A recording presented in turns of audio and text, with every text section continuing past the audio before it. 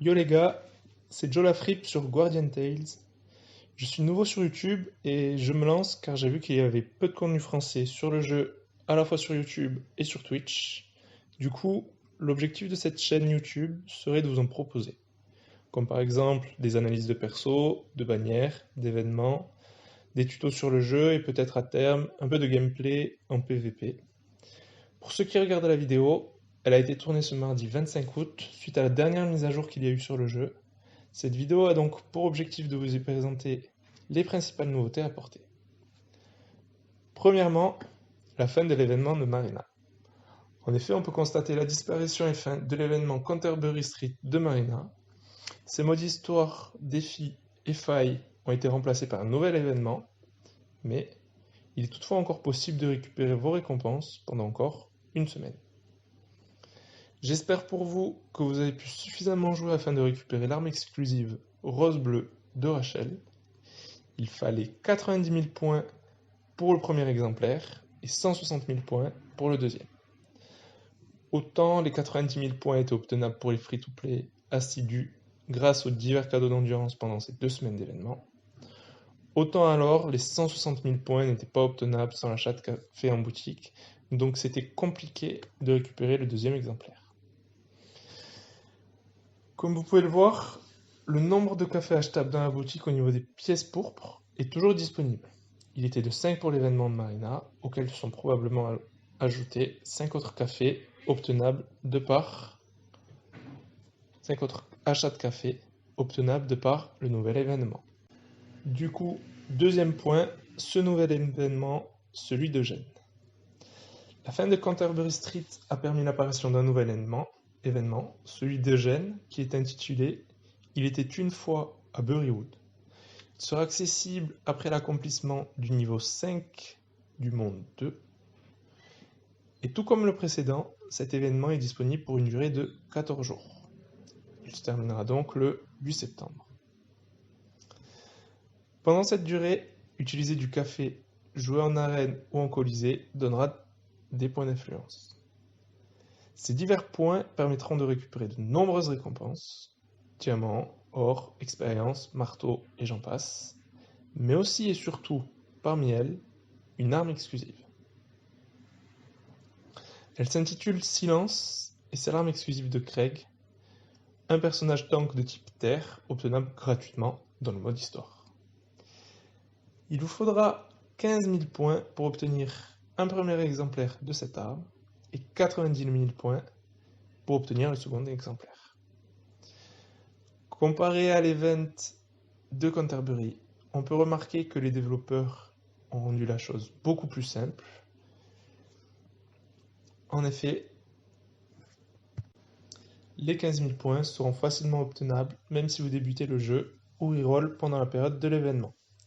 C'est donc une bonne chose. Pour les nouveaux joueurs, vous vous demandez sans doute comment obtenir ces fameux points. Vous pourrez en obtenir par exemple en utilisant 10 de café dans les sous-étapes de l'histoire ou dans les failles. Ceci vous donnera 100 points d'influence. Le donjon d'éveil vous donnera également des points même si vous n'avez pas à dépenser de café pour y accéder gratuitement à raison de 3 fois par jour. Les niveaux principaux de l'aventure, qui nécessitent 15 points de café et vous donneront 150 points d'influence, que ce soit en difficulté normale ou cauchemar. Et enfin, chaque participation à l'arène ou au colisée vous donnera 60 points d'influence. Ce qui vous reportera le plus de points d'influence seront les failles liées à l'événement.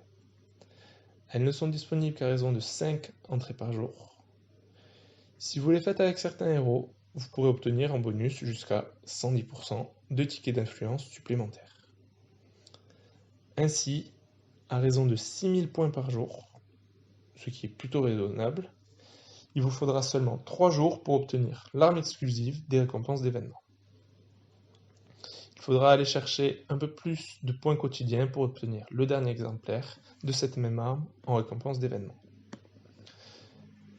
J'avais fait 91 000 lors du dernier événement, celui de Marina, donc c'est plutôt faisable en jouant pas mal.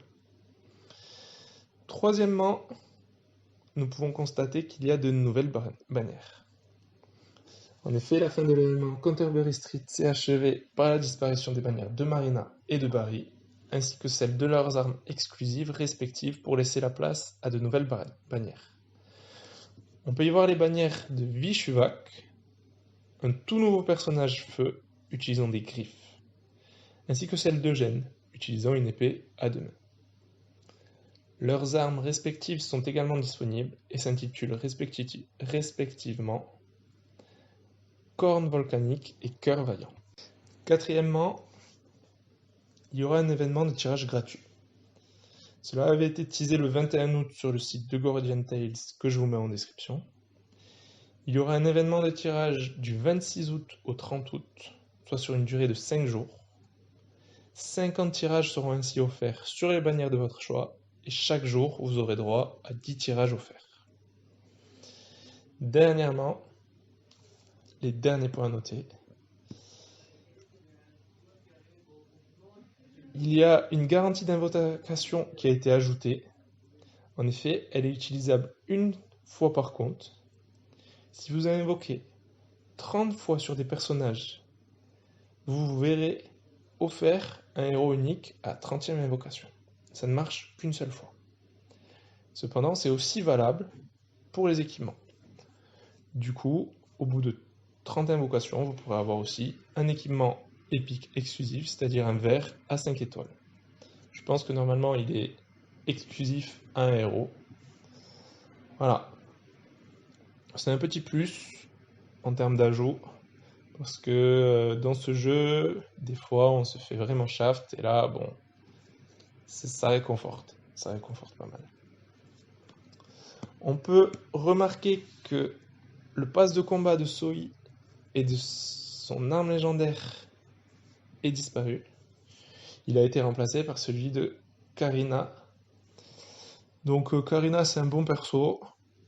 Les missions, elles sont facilement accessibles. À vous de voir si vous voulez l'acheter. Ensuite, les derniers événements qu'il y a eu, les derniers ajouts qu'il y a eu suite à cette mise à jour sont la tour Even Hall. On peut désormais accéder jusqu'au niveau 43. Bon, il faut avoir terminé le chapitre 7 du mode histoire en difficulté normale pour y accéder. Ensuite, il y a eu de nouveaux ajouts dans le shop, notamment des costumes et des packs de diamants. Et enfin, a priori, d'après ce que j'ai compris, il devrait y avoir un nouveau raid de guild du 27 au 9 septembre. Donc il se terminera juste après les événements autour d'Eugène. Pour ceux qui n'ont pas connu l'event de Tinia, vous n'avez peut-être pas encore eu l'occasion de faire des boss de raid. Pendant cette période, si vous avez une guilde, vous pourrez à raison de 3 essais par jour tenter de faire un maximum de dégâts sur les boss de raid. Il y avait 4 boss lors du dernier événement, avec chacun disposant d'un élément. Vous pourrez ainsi construire différentes équipes pour les affronter et tenter de faire grimper votre guilde au classement des dégâts, ce qui vous permettra d'obtenir plus de diamants à la fin de cet événement.